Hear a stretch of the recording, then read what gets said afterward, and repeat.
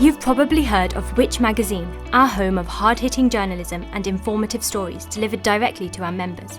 There's our travel, money and tech mags too. But did you know you can hear some of our best articles for free, available to listen to whenever you like? Each week on the Which Shorts podcast, we bring you a specially selected story, lovingly voiced and produced especially for you on a whole range of fascinating topics. Just search Which Shorts wherever you're listening. When life gives you questions, Which? Get answers. Welcome to the Which Money Podcast, your weekly hit of money news and personal finance hacks to help make you better off. I'm your host, Lucia Ariano, and here's what's coming up this week.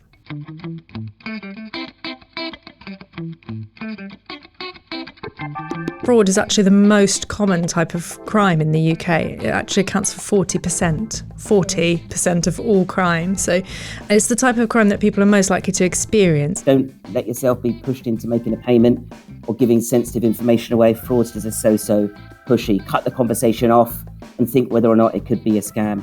Your finances and well-being depend on it. Now, picture this. You've been caught out by scammers and you've lost hundreds, maybe thousands of pounds. Your bank can't or won't help out, so you look for support elsewhere.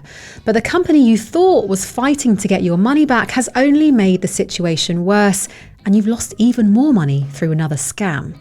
It may sound like a nightmare, but it's the grim reality for some. And this week on the podcast, we're deep diving into scams, what your options are to try and get your money back if you've fallen victim to one, and how to avoid the scams targeting victims in exactly this situation. And to help explain how and why this is happening, and to help keep you safe, we're joined by Which senior writer Faye Lipson and TSB's fraud spokesperson Matt Hepburn. Thank you both so much for joining us.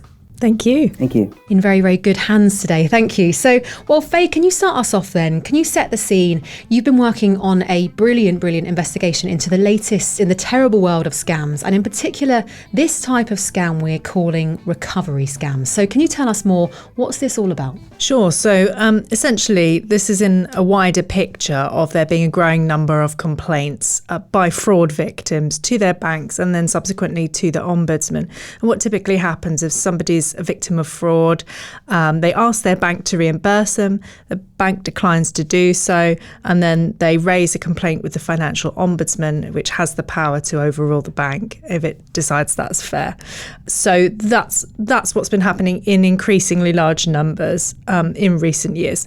And sometimes people, in most cases actually, people bring the complaint to the Ombudsman themselves, but increasingly that people are using kind of professional firms, middlemen essentially, called claims management companies or solicitors firms that are specialised in this type of fraud work, to kind of make their case to the Ombudsman for them. And that's fine if you're using a legitimate, authorised, regulated firm that's allowed to engage in this type of activity. But unfortunately, some people are not finding the legitimate firms, but are in fact falling into the clutches of recovery scammers who essentially promise you the earth and say they're going to get your money back for you, 100% guaranteed, and then they take an upfront fee from you and run. So you've then lost even more money than you had originally. So it's particularly awful for people at such a vulnerable stage. It's terrible, isn't it? You know, you've been scammed and then you have to go through the rigmarole of trying to get your money back, and then something like this happens. And, you know, can we rewind a bit and talk about the FOS or the Financial Ombudsman Service a bit more? You know, I think working at Which, you must get this too, and I'm sure you do it at the TSB, Matt, as well, that friends or family will call you in situations like this. I've had so many calls from friends where they're saying, oh my goodness, my family member has been scammed. What do we do? And it's just this horrendous moment where people are just faced with this complete barrier of not knowing what to do. And the Financial Ombudsman Service is kind of a household name to us. It's like Debenhams or BT or something. But for everyone else, you know, it's not so much, I don't think. And so can we go a bit deeper into what the Financial Ombudsman does? And I suppose why more people are complaining to it now? Sure. So I suppose it's helpful context to understand that fraud is actually the most common type of crime in the UK. It actually accounts for 40% of all crime. So it's the type of crime that people are most likely to experience. So actually a lot of people will be interacting with the Ombudsman Service at some stage in their lives. So what typically happens if you're a victim of fraud is that you'll ask the bank to investigate and reimburse you. They'll try and recover the money from the onward account, and if they can't, then they'll consider whether to just compensate you out of their own funds, essentially. And if they decide not to, you can follow the internal appeals procedure at the bank. But if it's ultimately a no, you can then escalate that to the Financial Ombudsman Service. So this is an impartial arbiter, essentially, that's going to look at all of the facts. You make your case, the bank makes its case, and it will come, hopefully to a fair and impartial decision about whether you should be reimbursed, and it will consider whether the bank did enough to protect you and your money, and whether it warned you at the right stages in your scam journey and so on. And that's a free service that's free for people to use. And we would always encourage people who've been denied reimbursement by their bank, who are unhappy about it, to go to the Ombudsman Service because it's free and there's nothing to be lost by it. So what seems to be happening is, as more people experience fraud, as it's become the most common crime type in the UK, more people have become aware of the Ombudsman. So the Ombudsman is experiencing like a really, really hefty increase in complaints at the moment, mostly driven by fraud. And so that's why they're seeing such a big increase in cases. And that's why I suppose firms that benefit financially from that kind of traffic are also at play here. So we're looking at claims management companies and solicitors firms, for example. And we'll get much deeper into those third parties shortly. But first, Matt, let's bring you in here. It's great to have you on the show today, kind of from the other side, so to speak. Can you speak to us about scams and TSB? Are you seeing more scams being reported at TSB as well? Yeah, firstly, thanks very much for having me on today. I suppose Which and TSB have campaigned in tandem on the need for fraud victims to receive refunds. So it's great to be here and talk to you about fraud today. Fraud's a huge ongoing issue. As we've seen this week from industry-wide figures from UK Finance, over 450 million was stolen in 2023 through push payment fraud alone. So whopping amounts, largely driven by other sectors, online and telcos, which we'll get to later. In terms of recovery fraud, it's an ongoing issue across the banking sector. And Faye, your excellent report chimes with our own concerns and insight about the role that social media plays in leaving consumers vulnerable to scams and scammers.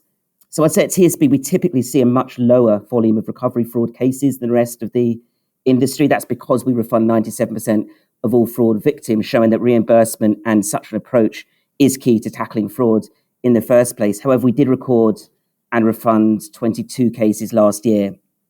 Now, these cases had an average loss of £10,000 per case. So while these are lower volume, they're really high value and highly emotionally testing to the victims involved.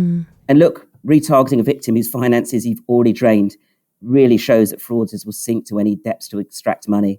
And it's sort of why we'll get to advice later, why staying vigilant to further attacks is absolutely key. So great that Which are drawing attention to this. And it'd be interesting, Matt, to hear a few examples of the types of scams doing the rounds that you've seen. What are you seeing cropping up time and time again? So again, Faye's report has rightly highlighted the role that social media plays in recovery fraud.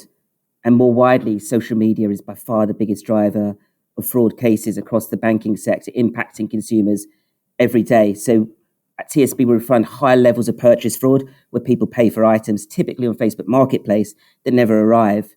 And investment fraud, for instance, largely stemming from meta platforms. So you can think of social media fraud as the big issue of the day, hence various bills going through Parliament, various campaigns really trying to ensure that companies like Meta step up and really take this seriously. In terms of recovery fraud itself, the 22 cases recorded last year came from a variety of sources, email, phone, online, even by letter. Really? So one such case perfectly illustrates the lengths that scammers will go to. We refunded $1,500 to an individual who had lost hundreds of thousands 15 to 20 years ago at another bank. So it had obviously been rejected way back in the day, away from TSB. Now, somehow fraudsters had found out about this historical case. They contacted him via letter, claiming to be from the courts. They can, of course, get his money back. All he's got to do is lay down a few payments. So he did 2 payments to the total of $1,500. After demanding action, rightly so, for paying the fee, contact dried up. So he came to TSB and we refunded him under the fraud refund guarantee. But just typical, really, of the importance of fraud reimbursement And it highlights the lengths scammers will go to digging into the past like this. Gosh, it's horrific, isn't it? And you just imagine, what these people are going through, the victim in this scenario, what an emotional roller coaster that must have been, thinking they were going to get their money back. And how awful that the scammer was able to find out that information. I mean, do we know anything about how scammers are finding these kind of crucial bits of information to then go into recovery scam mode? I suppose it goes back to Faye's report as well, that social media can play a role. I don't know the details of this specific case, but it goes back to the importance of just making sure you keep your details confidential and away from prying eyes and social media. Just to reiterate, the only people that should ever know about a bank transfer fraud case is the bank and law enforcement. So if you're contacted out of the blue by anyone other than these two entities, then it's a high likelihood that it's going to be fraud and really worth digging around before you jump in. And shall we bring in then these third parties, these claims management companies, solicitors, and the role they have to play here? So if you've been scammed and for whatever reason your bank can't help out, you can get free support from the FOTS, the Financial Ombudsman Service. But more and more people are contacting third-party firms to do this for them. So if you could do it for free yourself, why on earth are people using third parties? Do you think there's some confusion here? Well, yes, it's a really good question, and at which we sadly hear from a lot of scams and fraud victims, and we would always encourage them. We always do encourage them to bring a complaint to the FOS themselves, because it's free and not terribly difficult to do so. So we don't know for sure why the numbers of people bringing cases through representatives is increasing, but it is massively. So a few years ago, the percentage of cases brought by representatives was kind of in the single figures, and now it's around a third of all fraud cases. So that's massive. So some theories as to why. So firms that do this type of work are advertising quite widely, kind of on search engine results pages and on the radio, for example. So they're probably reaching people that are desperate and looking for answers. There's also kind of the increasing prevalence of no-win, no-fee arrangements. So people kind of feel that there's no upfront risk to them using a representative, and that it might help their case in some way, and they'll only kind of lose out financially if they win compensation in the first place. And I suppose it's also possible in a way that because scams are becoming increasingly sophisticated to try and circumvent kind of the world of digital banking, that victims might feel that they need more support in making a complaint, that the scam was kind of so fiendish that they're going to struggle to make their case, and they might feel they need some support for that. Whether they actually do in reality is another question, but I think these might be some of the drivers behind these trends. And as we've touched on, there's a difference between, genuine regulated firms who will help bring your case to the Ombudsman and then scammers. So can we dive into this a little bit deeper? Yeah, absolutely. So I suppose there's kind of a spectrum here.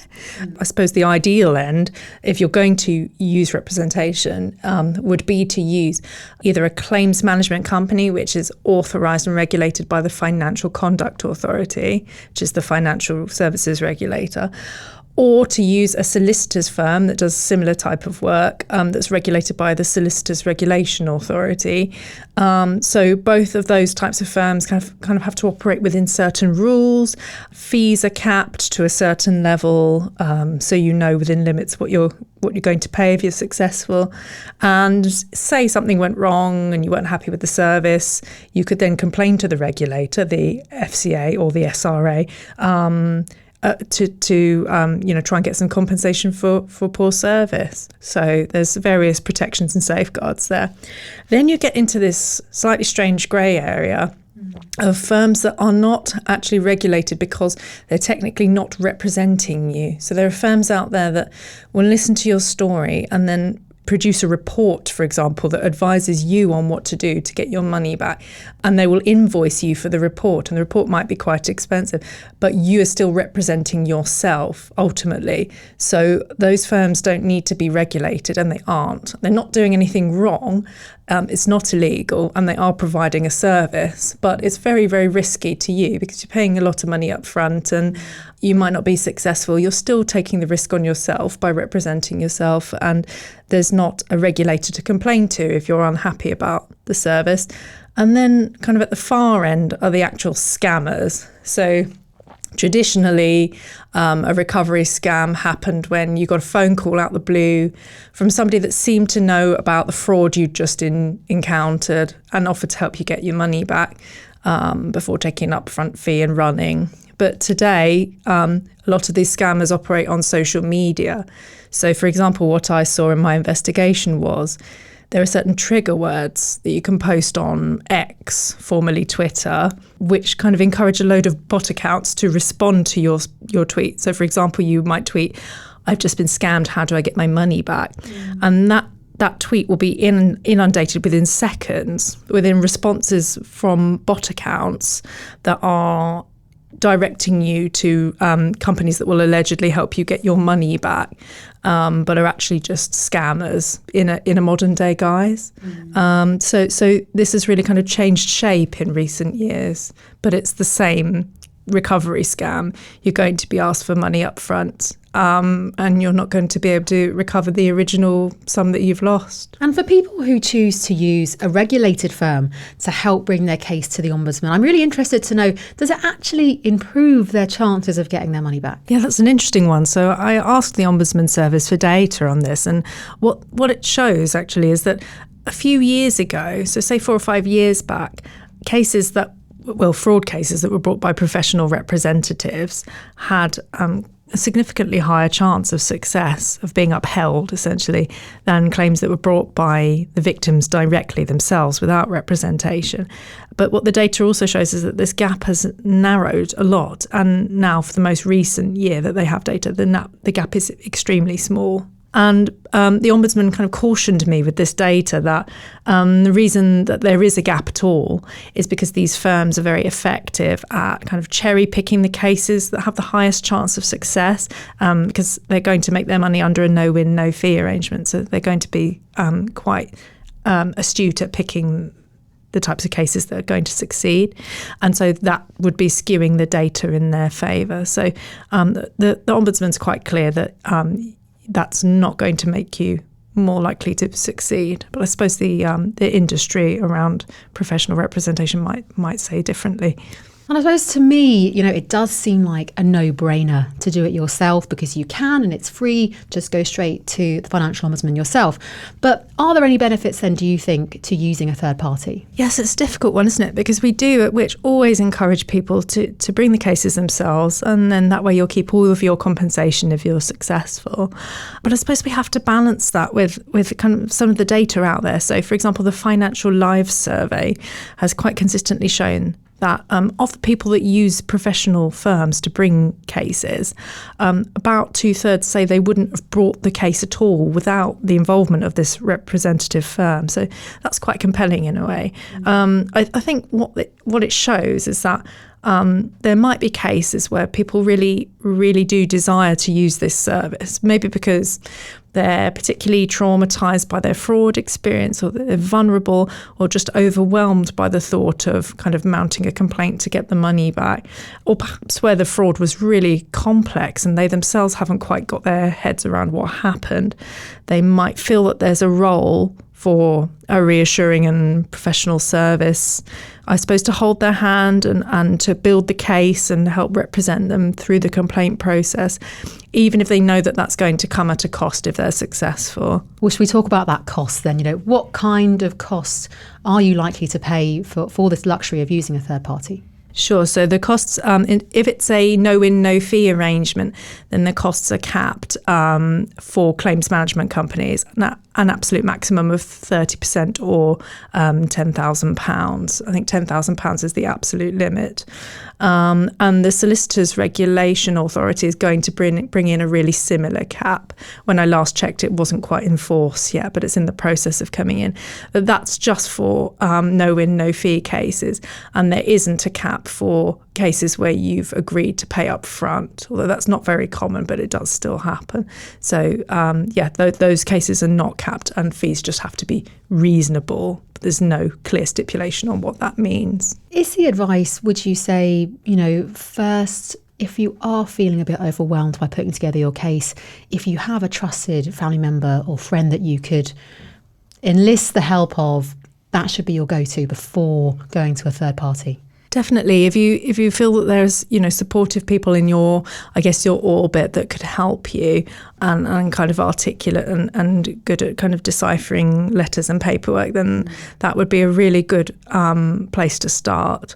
And at which as well, we try to help as many people as possible, either through the Money Helpline or as journalists and researchers, we get victims coming to us and we try to take on and investigate as many of those cases as we can as well. Super helpful and important stuff. Thank you. Well, after the break, we'll be looking at what recovery scammers are doing and how you can keep yourself safe when trying to get your money back.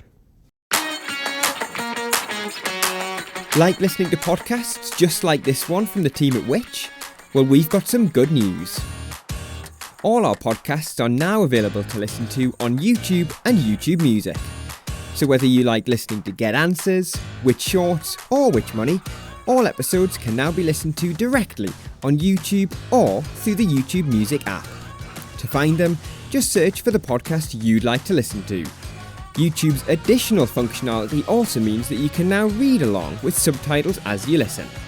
Don't panic though, all Which podcasts are still available to listen to elsewhere too. So wherever you listen, we'll see you soon.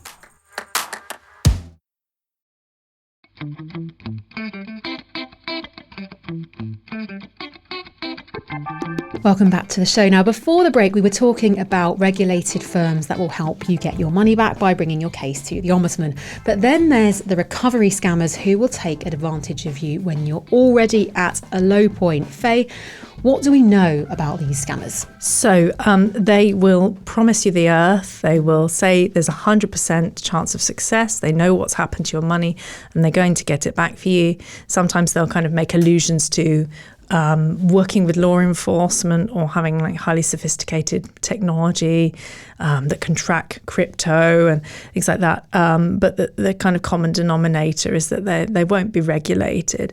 They'll often contact you out of the blue and they will want money up front. Sometimes, in some cases I've seen, they've wanted the upfront fee to be in Bitcoin. So that's even more bizarre if you think about it.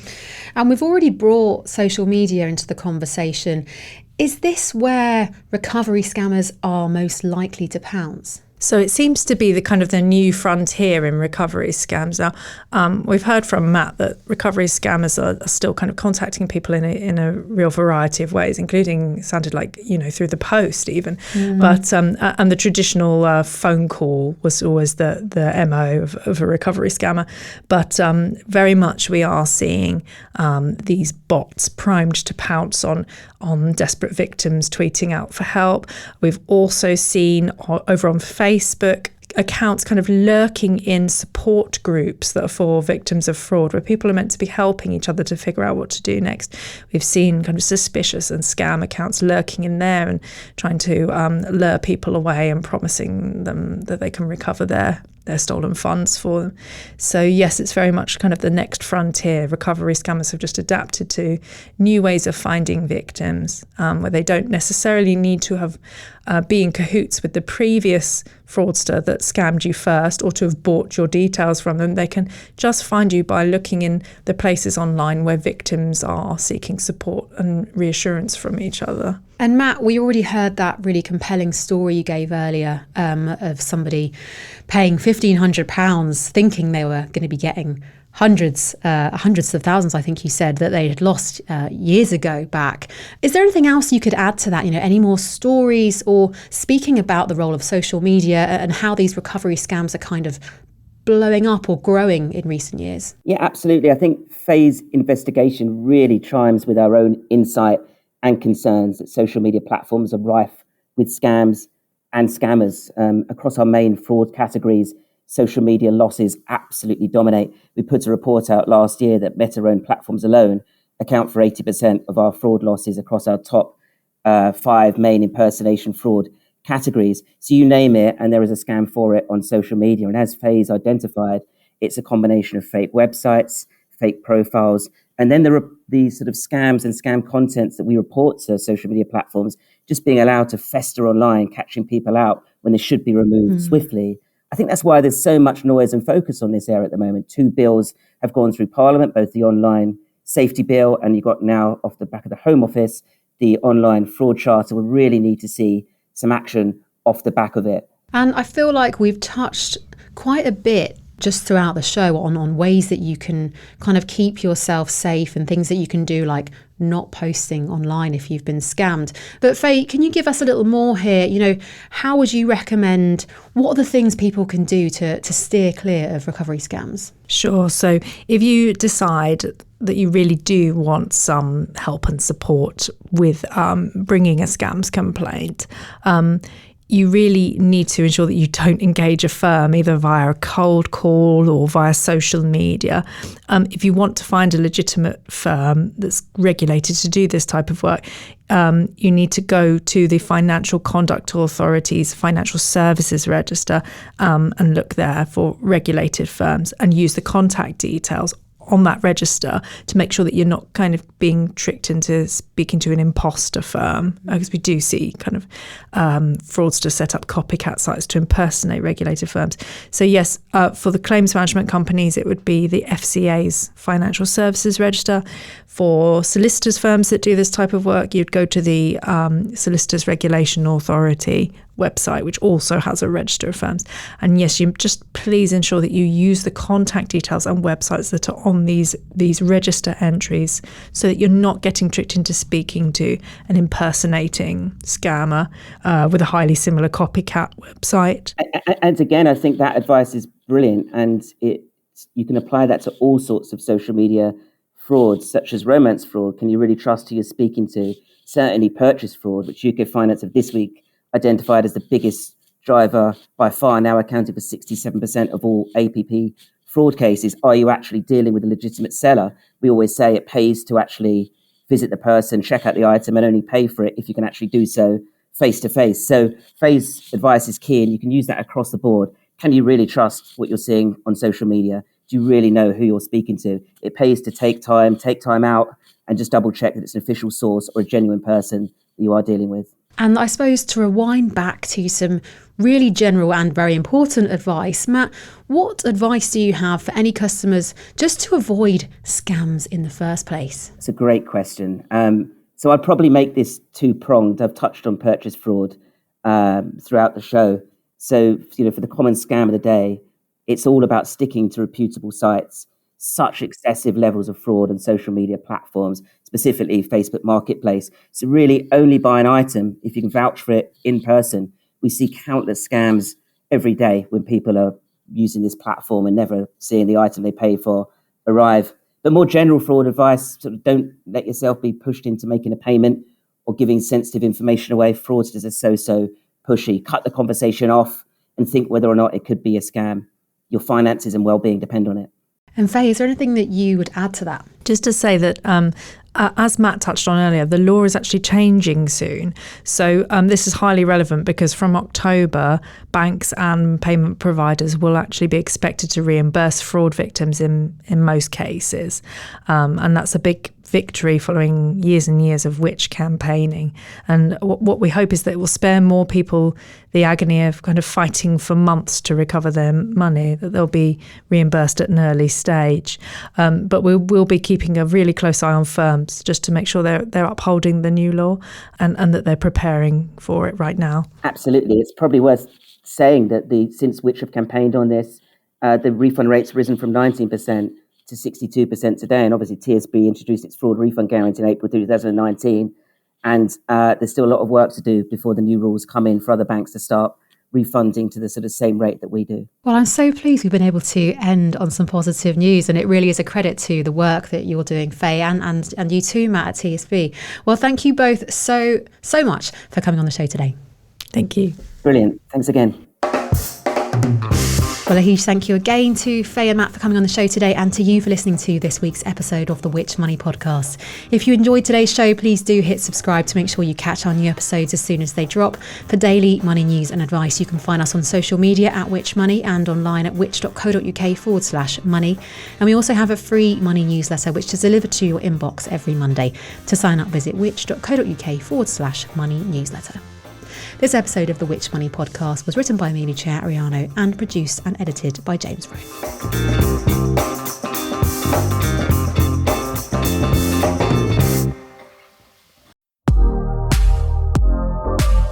2023 was momentous in the fight against fraud. It saw the passing of the Online Safety Act and the Financial Services and Markets Act. Both of these happening after years of exhaustive campaigning from us here at Which. But the battle against scams is far from over. Stay in the know and avoid falling victim to scammers by joining over 450,000 others who have signed up to our Which Scam Alerts. To sign up, head to which.co.uk/scamalert today.